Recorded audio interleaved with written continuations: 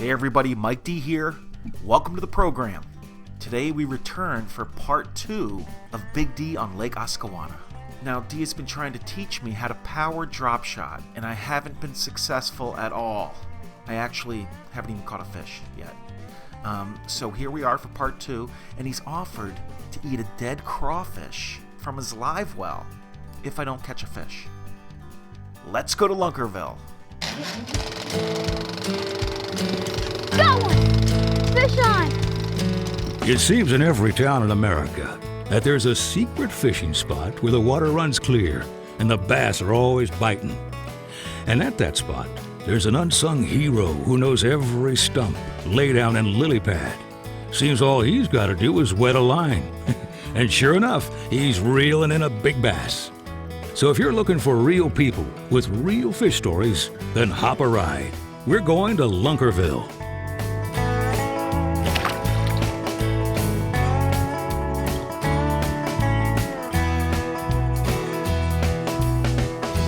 We're just gonna motor right around this point, and you'll see there's a rock island right around the bottom. As you notice, my trolling motor's still down. Yeah, because so we're not going far. No, I'll probably wind up hitting something, knowing my luck. But people don't realize how mentally challenged this sport is. You know, especially tournament fishing. You know, you could go hours without a bite, and all of a sudden you get a bite, and you got to be ready to set that hook. Like this. There's one. Oh, he came off. I definitely had him. Did you see the flash? I think what you're doing wrong is you're casting it too far and you're fishing it lazy. Your rod tip's got to be higher.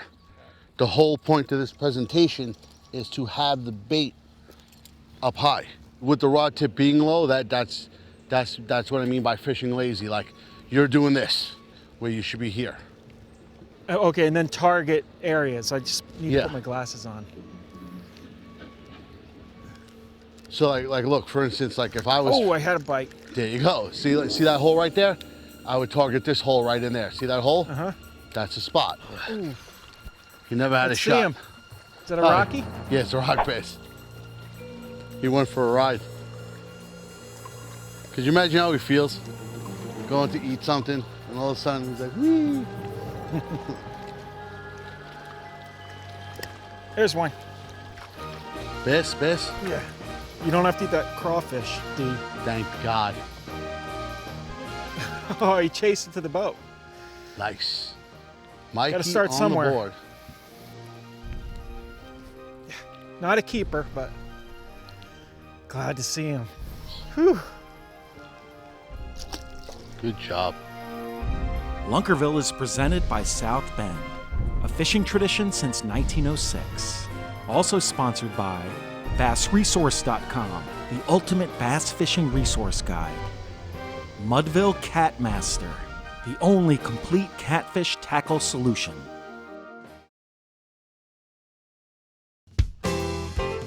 Welcome back, folks. Let's see what Mike's up to.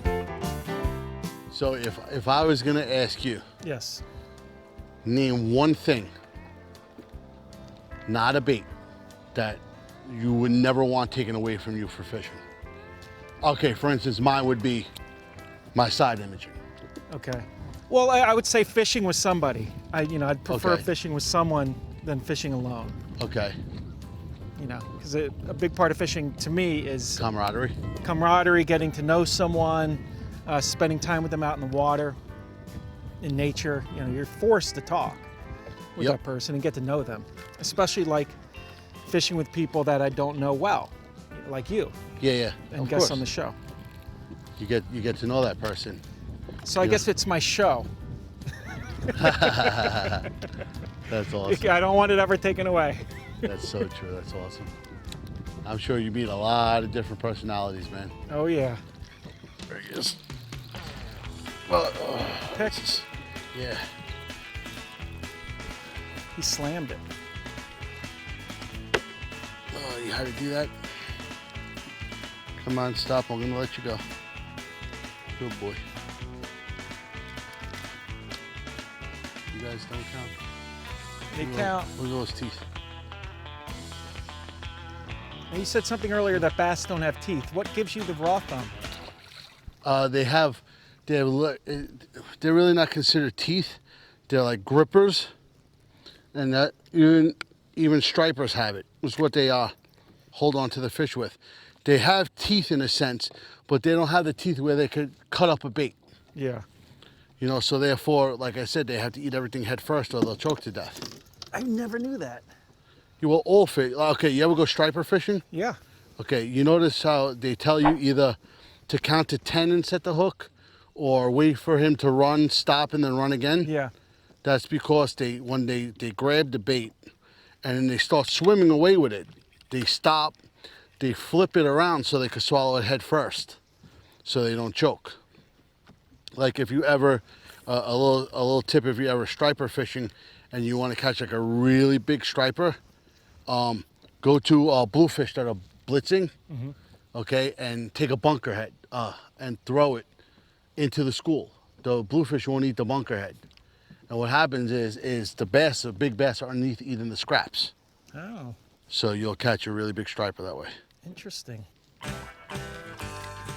got all the tips and tactics. Well, I owned a bait shop. Yeah, but that was mostly saltwater, right? Yeah, that was all saltwater. So, Dennis, tell me a little bit about yourself, especially how you got into fishing.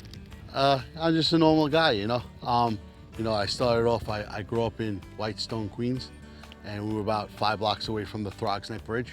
So I used to go popping for snappers with my father, probably from the age of 9. Then after, slightly after that, I think I was like 16 or 17.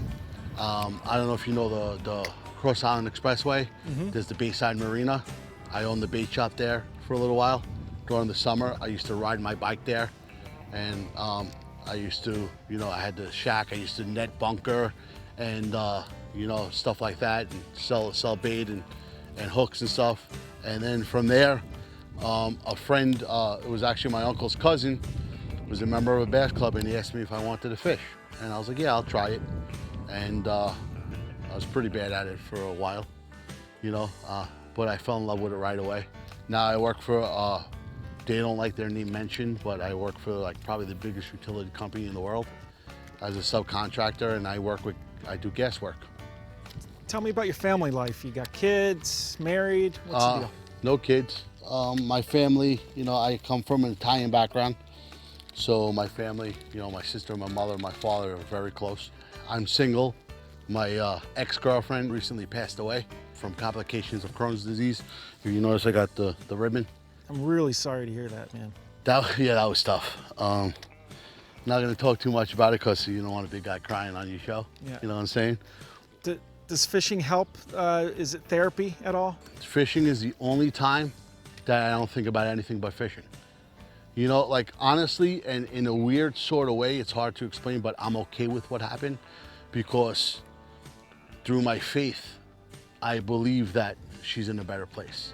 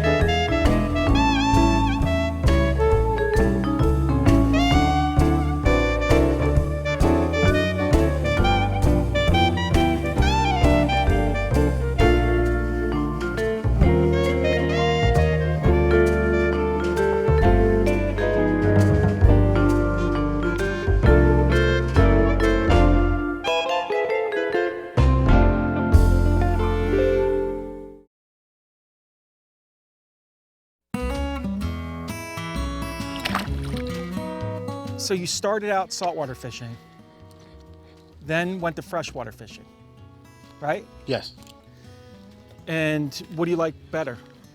not even close. It's not even close. And why is that? Because it's when you catch a bass, you're not sitting there and just tossing a piece of bunker and waiting for a fish to eat. You're making a fish, especially if you catch a bigger fish. Like if you catch you catch a fish that's like, 4 pounds in New York plus. You're catching a fish that, has lived a long time, and you're fooling him into eating something. It's just totally different. It's almost like a murder mystery, or a jigsaw puzzle that you're putting together, step by step, especially in a tournament. Ooh, there you go. There's one. Nice. You got it on the swim, Yeah. especially in the tournament.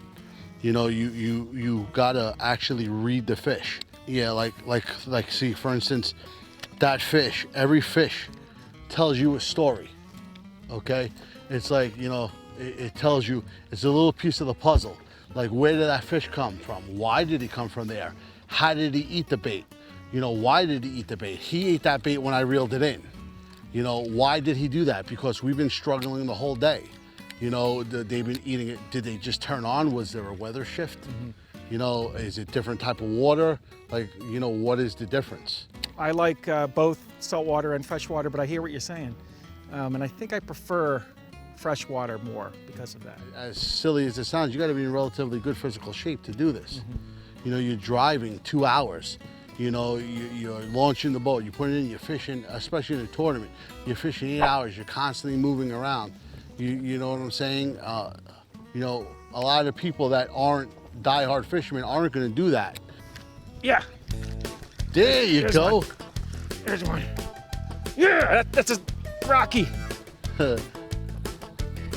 And they count on Lunkerville. Yeah. Yeah. Yeah. Well, you just made my day, Rocky. Bye-bye. That's the better one. Oh, you got off.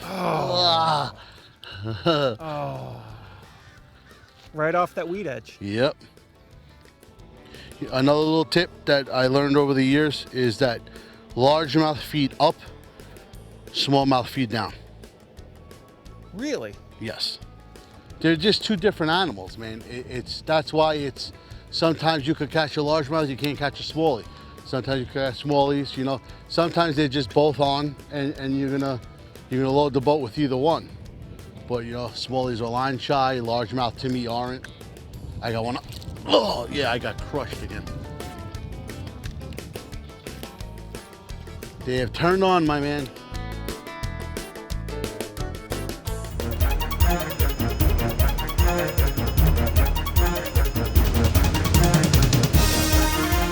We're back in New York City fishing today. This girl from the New York Post called me, Mackenzie Dawson, and she's like, Mike, I heard you can catch fish in New York City. I'm like, yeah, Mackenzie, we can. Let's go fishing. So I packed up my gear and I grabbed a subway up to Central Park. And I gotta be honest with you, I was a little concerned. We have this reporter from the New York Post, the pressure's on, I gotta catch fish, and the fish are in a post-spawn blues type of pattern. And I was worried, if we don't catch fish, this story might not go the right way. I mean, this is a big deal. I'm with the New York Post. Man, I hope I can catch some fish. Welcome, Mackenzie, to Central Park Lake. Thank you. This is my honey hole. This is my favorite place to fish. And although a lot of people say there aren't any bass in here, there are. Put your finger on the line, hold it right here. Bring the rod back into about the 2 o'clock position.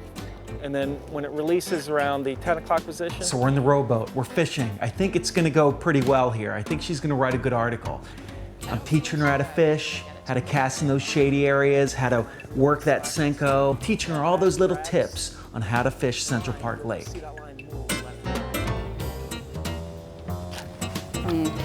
It's a good thing one of us was a reporter because we happened upon a little mystery. I've never seen this before. It looks like a purse. Is it Gucci, Prada? Is there an arm attached to it? I don't know. Let's see. Yeah.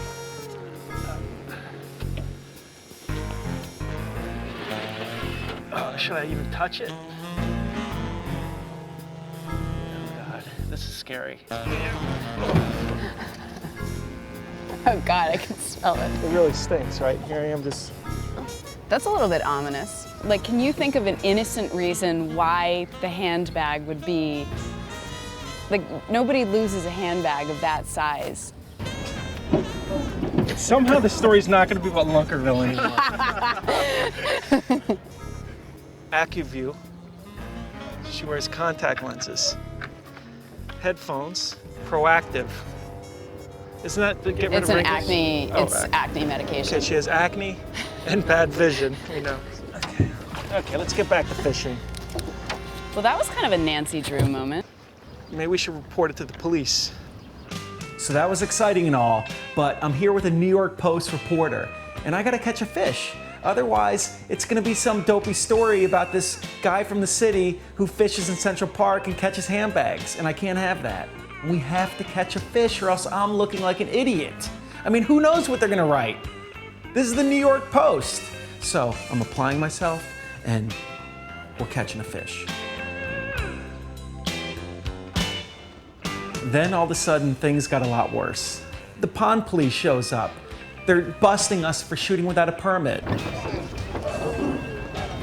We're with the New York Post reporter. This is for New York Post reporter. And I could see the New York Post headline now.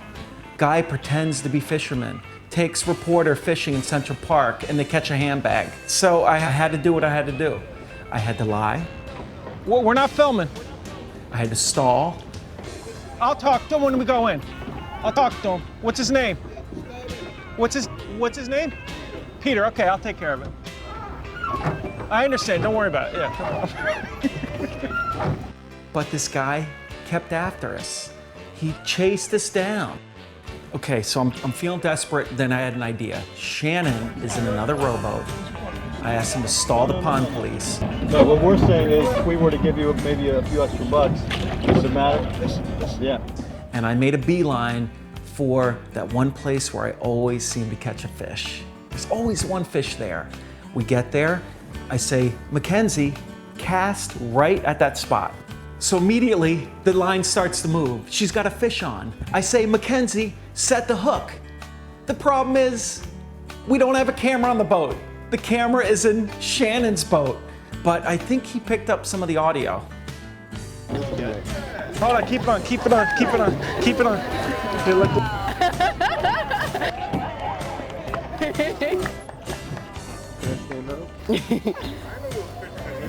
There you go. Now Okay. you have to hold it with pride.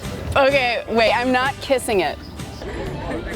Oh, can I let it go? Sorry about that. Yeah. Very nice. High five. So needless to say, article is out, and let's see what she has to say.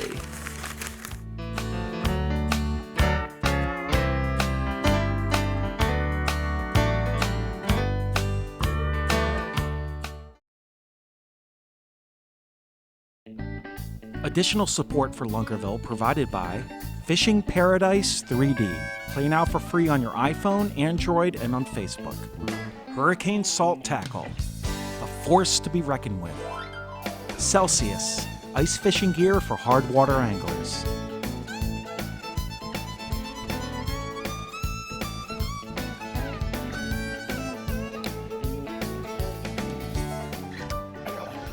Where do I got weeds? No, I got weeds. There we go. That's the same spot as last time. Feels like a decent fish. Oh, he's don't go on the trolling motor.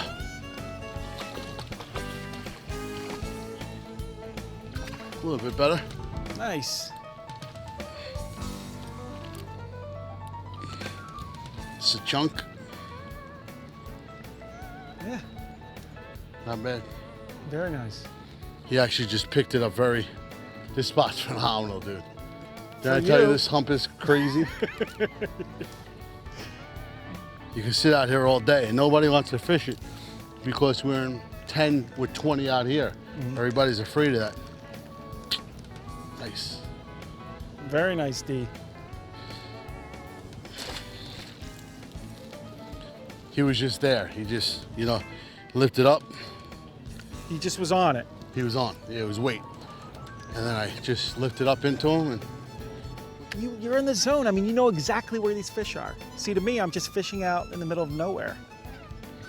oh, there he is. Oh, jeez. Oh, it's a pick. It's a pickerel.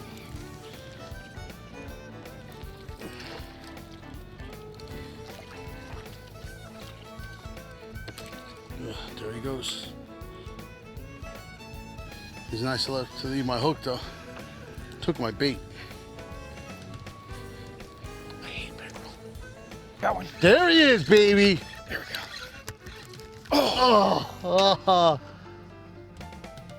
What happened? I wanted that to be your first power shot fish so bad. That felt hefty. Hey, was he in the weeds? Is that what happened and he shook off? I don't know what happened, man.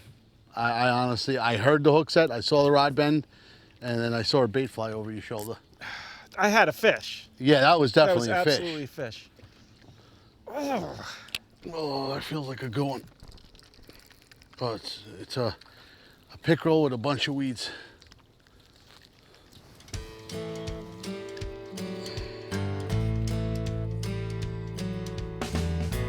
ever smell something so bad and you have this impulse to keep smelling it? Yeah. Just to make sure?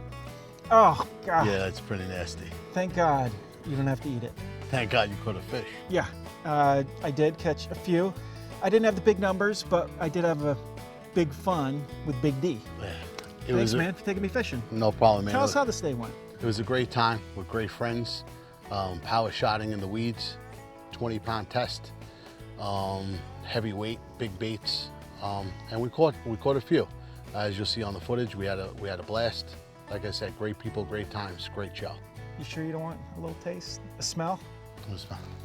Oh, it's bad, man. You didn't get very close. Let's see. Oh yeah, that's hard. Oh, thank God you caught a fish. Oh, my. Smell. Come on, you gotta get away. Ah.